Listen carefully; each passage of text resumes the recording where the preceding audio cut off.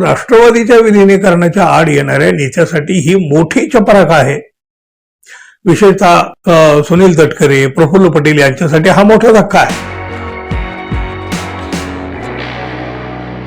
मित्र हो, अजित पवार आपल्यातून गेल्यापासून दोन्ही राष्ट्रवादीच्या एकत्रीकरणाचा विषय मोठ्या प्रमाणात चर्चेला आला. खर तर चर्चेला आला म्हणण्यापेक्षा ना तो वादाचा अधिक ठरला आणि राष्ट्रवादीच्याच काही नेत्यांनी तो वादाचा ठरवला आपण पाहिलं.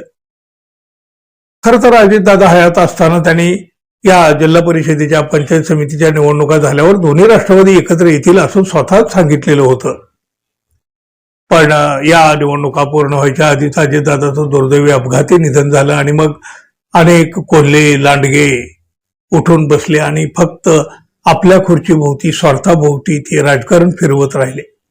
शरद पवार यांनी सुद्धा राष्ट्रवादीच्या विलिनीकरणाचा मुद्दा पुढे केला, पण या संधी साधू काही राजकीय नेत्यांनी तो हाणून पाडण्याचा प्रचंड प्रयत्न केला.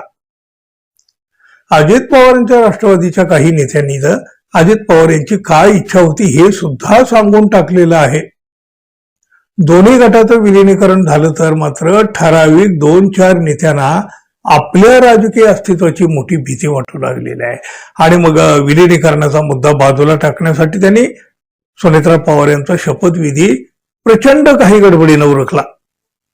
लोकांनी नावं ठेवली, टीका केली, पण त्यांनी करायचं ते केलं. राष्ट्रवादीचे प्रदेशाध्यक्ष सुनील तटकरे, प्रफुल्ल पटेल या नेत्यांना या राष्ट्रवादीचे 2 गट एकत्र येऊ द्यायचे नव्हतेही.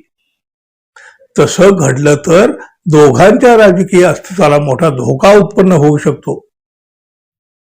शरद पवार यांच्या हाती राष्ट्रवादीची सगळी सूत्र जाऊ शकतात आणि नेमकं हेच या दोघांनाही होऊ द्यायचं नाही. पण अजून सुद्धा तसं बघायला गेलं तर हा विषय तसा काही पूर्णपणे संपलेला नक्की नाही.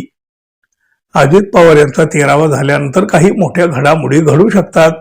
आमदार रोहित पवार, खासदार सुप्रिया सुळे हे अजून बोलायचे बाकी आहेत ना. 13वा दिवस संपल्यानंतर खूप काही बोलणार असल्याचे संकेत सुद्धा या दोघांनी दिलेले आहेत. पण त्याआधी आता अभिनेते सयाजी शिंदे यांनीच एक मोठी साक्ष दिलेली आहे आणि त्याबरोबरच एक मोठी खळबळ सुद्धा उडाली. अभिनेते सयाजी शिंदे हे तसं बघितलं तर अगदी अलीकडं अजित पवार यांच्या राष्ट्रवादी पक्षात सामील झालेले. तसं ते काही खूप जुने जाणते मुरब्बे राजकारणी वगैरे काही नाहीत, पण ते एक खुल्या दिलाचे अभिनेते आणि त्याच्याही पुढे जाऊन बघायचं म्हटलं तर माणुसकी जपणारे माणूस आहेत हे सयाजी शिंदे. आणि आता त्यांनी सांगितलं दोन्ही राष्ट्रवादी एकत्र येणं हे बोलणं आमच्या समोर झालेलं होतं. दोन्ही एनसीपीनं एकत्र यावं हे अजितदादांचं स्वप्न होतं. दादांचं अपुरं राहिलेलं स्वप्न पूर्ण व्हावं अशी इच्छा सुद्धा सयाजी शिंदे यांनी बोलून दाखवली. राज्याची ताकद वाढवण्यासाठी दोन्ही राष्ट्रवादीनं एकत्र यावं, सर्व धर्म समभाव ठेवून गरीब श्रीमंत न बघता खालून आल्यामुळं त्यांनी इतकं पुढे नेण्याचं ठरवलं होतं. मला असं वाटतं की त्यांची स्वप्न ही आपण सर्वांनी आणि खास करून सुनेत्रा वहिनींनी, सुप्रियाताईंनी पूर्ण करावीत. दोन्ही राष्ट्रवादींनी एकत्र यावं आणि हे दादांचं पहिलं स्वप्न होतं ते त्यांचं अपुरं राहिलेलं स्वप्न पूर्ण व्हावं, तरच महाराष्ट्राला खरी ताकद मिळेल. महाराष्ट्राची ताकद वाढवायची असेल तर दोन्ही पवार कुटुंबीय ताबडतोबीनं एकत्र यायला पाहिजेत, इतक्या स्पष्टपणे सयाजी शिंदे यांनी सांगितलं. दोन्ही राष्ट्रवादी एकत्र आणण्याची अजित पवारांची इच्छा होती असं आजवर अनेक नेत्यांनी सांगून झालेलं आहे. पण आडवे येणारे आडवेच येत आहेत. काही नेते आपल्या स्वार्थासाठी ही बाब लपवत आहेत. अभिनेते सयाजी शिंदे यांनी मात्र स्पष्टपणे सांगितलं दोन्ही राष्ट्रवादी एकत्र येण्याबाबत आमच्या समोर चर्चा झालेली होती. कौटुंबिक भावना बाजूला सारून त्यांनी याबाबत निर्णय घ्यावा. दोन्ही राष्ट्रवादी एकत्र येण्याबाबत आमच्या समोर चर्चा झालेलीच होती, पण अचानक हे सगळं काही घडलं. कुणी काही या गोष्टीला वेगळा मार्ग न लावता त्याआधी दोन्ही पवार कुटुंब एकत्र आली तर महाराष्ट्र पुढे जाईल,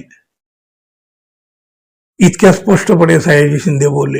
या सयाजी शिंदे यांनी सुनेत्रा पवार, शरद पवार यांची सुद्धा भेट घेतली आणि या भेटी घेतल्यानंतर ते म्हणाले की मला असं वाटतं की महाराष्ट्राच्या भल्यासाठी दोन्ही राष्ट्रवादी एकत्र याव्यात.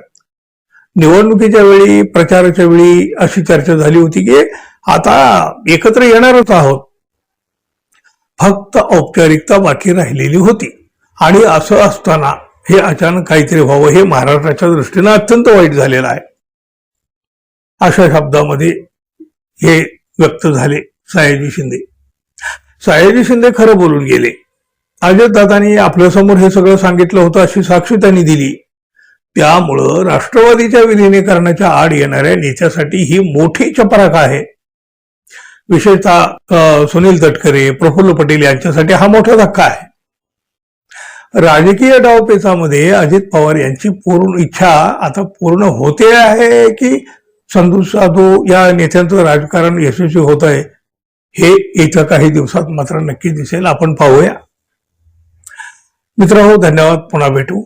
नमस्कार.